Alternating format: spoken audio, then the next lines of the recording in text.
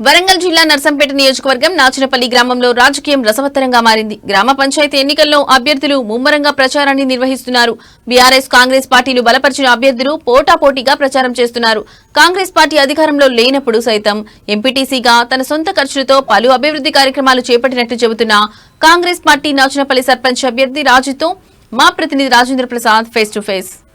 తెలంగాణ రాష్ట్రంలో గ్రామ పంచాయతీ ఎన్నికల హోరు జోరందుకుంది.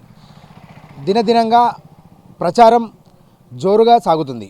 ఈ నేపథ్యంలో నర్సంపేట నియోజకవర్గ పరిధిలో అతి తక్కువ మేజర్ గ్రామ పంచాయతీలో నాచినపల్లి అనే ఒక గ్రామ పంచాయతీకి మనం వచ్చాము.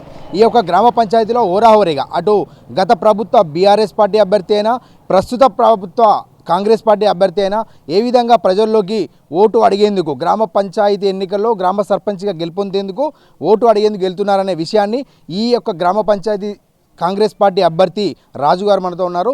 తనతో కొన్ని విషయాలు అడిగి తెలుసుకునే ప్రయత్నం చేద్దాం. సో నమస్కారం అండి. మీరు గ్రామాల తిరుగుతున్నారు. ఈ యొక్క గ్రామంలో ఈ యొక్క ఎన్నికల కోసం వార్డు తిరుగుతున్నారు కదా, గ్రామ ప్రజల యొక్క బ్రహ్మరథం ఏ విధంగా ఉంది? వాస్తవంగా ఈ నాచనపల్లి గ్రామ ప్రజలకు విజ్ఞప్తి, నేను 2014లో ఇక్కడ ఎంపీటీసీగా గెలిపించినారు. నేను కొన్ని పనులు చేయడం జరిగింది. నాకు మా కాంగ్రెస్ పార్టీ తరపున ముఖ్య నాయకులు అందరూ పలాని వ్యక్తి అయితేనే ఇక్కడ మన గెలుపు ఖాయమని చెప్పేసి అని ఒక నిర్ణయం తీసుకోవడం జరిగింది. గ్రామంలో అభివృద్ధి చెందాలనంటే మరి మట్టరాజు సుజాత గారు బాలు గుర్తుకు ఓటు వేసి గెలిపిస్తే అత్యధిక మెజార్టీతోటి గెలిపిస్తారని చెప్పేసి కోరుకుంటాను. మరి ముఖ్యంగా గ్రామంలో ఉన్నటువంటి ప్రధాన సమస్యల మీదనే నేను పోరాటం చేయడానికి సిద్ధంగా ఉన్నాను. ఆ సమస్యలను పూర్తి స్థాయిలో అభివృద్ధి చేసి గ్రామానికి మరి అభివృద్ధి పదంలో నడిపిస్తామని చెప్పేసి కోరుకుంటాను. ఆ సమస్యలు ఏంటి అంటే ముఖ్యంగా మేజర్గా మరి ఈ రోడ్డు అనేది మాకు వర్షం పడితే చాలా ఇబ్బందికరంగా ఉన్నది. కనీసం 2-3 ఫీట్ల హైట్ తోటి వాటర్ రావడం జరుగుతున్నది. ఈ వర్షాకాలం వచ్చినప్పుడు ఇబ్బంది అవుతున్నది. మరి గతంలో ఉన్నటువంటి సర్పంచ్ గారు రోడ్డు వెడల్పు కార్యక్రమాన్ని పెట్టేసి ఆ ఉన్నటువంటి సైడ్ డ్రైనేజీలు పూర్తి చేయడం జరిగింది. మరి ఇలాంటి పనులు పూర్తి కాకుండానే మరి నన్ను సర్పంచ్గా గెలిపిస్తే మా గవర్నమెంటు రేవంత్ రెడ్డి ప్రభుత్వం ఉన్నది. ఇక్కడ మా శాసన సభ్యులు దొంతిమారెడ్డి గారు సుతం ఉన్నారు.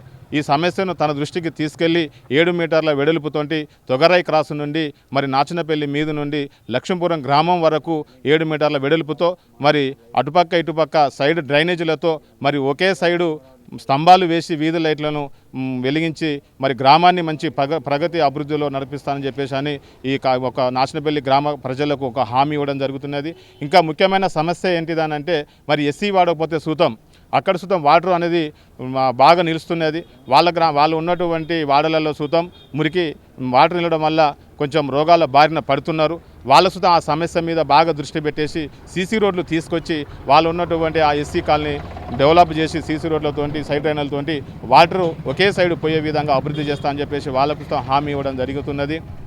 ఇంకా పోతే మాకున్నటువంటి ఎరకలి సంఘం వాళ్ళు సుతం ఉన్నారు. వాళ్ళు సుతం ముజరాత్ కమిటీ హాల్ సుతం కావాలని కోరుకున్నారు. మా ఎమ్మెల్యే గారి దృష్టికి తీసుకెళ్లి వాళ్ళు సుతం కమిటీ హాల్ నిర్మిస్తా అని చెప్పేసి హామీ ఇవ్వడం జరిగింది. ముఖ్యంగా ఇంకా చెప్పాలంటే మా పద్మశాలి కులస్తులు వాళ్ళ సుతము ఎన్ని ఏళ్ల కాడ నుండి సుతం వాళ్ళు కమిటీలు అడిగినా కానీ ఎవరు స్పందించలేదు. ఈసారి ఖచ్చితంగా వాళ్ళకు కమిటీల సుతము నిర్మిస్తామని చెప్పేసి హామీ ఇవ్వడం సుతం జరుగుతున్నది. మీరు కులాలకు అతీతంగా అంటే కుల మతాలు అదేవిధంగా గ్రామ అభివృద్ధి ధ్యేయంగా మీరు నడుము ముందుకేశారు. అయితే మీరు ఈ కొన్ని రోజుల నుంచి ప్రచారం కొనసాగిస్తుంటే మీ దృష్టికి ఎలాంటి సమస్యలు వచ్చాయి? ప్రధానమైన సమస్యలు అంటే ఈ రోడ్లు కానీ, రెండవది సన్నబియ్యం సుతం వాళ్ళకు ఉన్నట్టున్నది, రెండవది ఇందిరమ్మ ఇండ్లు సుతము గత ప్రభుత్వం అనేది ఇవ్వలేదు. ఇప్పుడు మాకు మంచిగా డబుల్ బెడ్రూమ్ అనేది కాంగ్రెస్ గవర్నమెంట్ ఇవ్వడం జరుగుతున్నది. మంచిగానే ఇప్పుడు ఒక 40 నుండి 50 ఇండ్లు శాంక్షన్ అయినది, కట్టుకుంటున్నారు. ఇంకా అదనంగా 2వ విడతల సుతం 70 ఇండ్లు సుతం శాంక్షన్ అయినది. ఎంతమంది కట్టుకున్నా నాచనపల్లి గ్రామంలో ప్రతి ఒక్కరికి ఇల్లు చేరే విధంగా మా వంతు కృషి చేస్తామని చెప్పి సుతం చేస్తున్నారు. ప్రధాన సమస్యలు మా దృష్టికి తీసుకురావడం జరిగింది. ఇంకేమైనా సమస్యలు ఉన్నా గ్రామంలో సుతం మేము చేయడానికి సుతం సిద్ధంగా ఉన్నాం. ఈ మేజర్ గ్రామ పంచాయతీలో 3000 పైచిలకు ఓటర్లు ఉన్నారు కదా, మీకు ఎంత మేరకు మెజారిటీ వస్తుందని ఆశాభావం వ్యక్తం చేస్తున్నారు? వాస్తవంగా నేను 2014లో ఎంపీడీసీగా నిలబడ్డప్పుడు నా యొక్క సొంత ఖర్చులతో మరి నాచనపల్లి గ్రామంలో బతుకమ్మ విగ్రహము కానీ, రెండవది 15 లక్షలతోటి పోచమ్మ గుడి ఆలయము కానీ, మరి మూడవది మా సీడీఎఫ్ నిధుల నుండి మా దొంతి మాధవరెడ్డి గారు పెద్దమ్మ గుడి ఇవ్వడం జరిగినది. దానికి సుతము నా యొక్క సొంత ఖర్చులతో ఒక పెద్దమ్మ తల్లి విగ్రహం ఇవ్వడం సుతం జరిగింది. కాబట్టి నాచనపల్లి గ్రామ ప్రజలు ఎలాంటి ఆలోచనలో ఉన్నారంటే ఏమీ లేనప్పుడే తన సొంత ఖర్చులతో గ్రామాన్ని అభివృద్ధి చేయడం సుతం జరిగింది.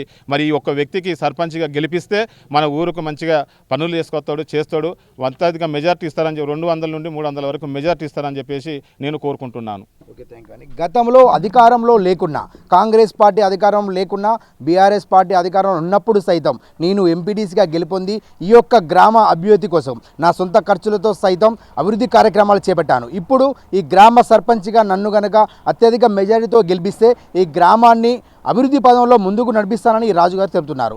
కెమెరామ్యాన్ బాలుతో రాజేంద్ర ప్రసాద్, భారత్ టుడే, వరంగల్.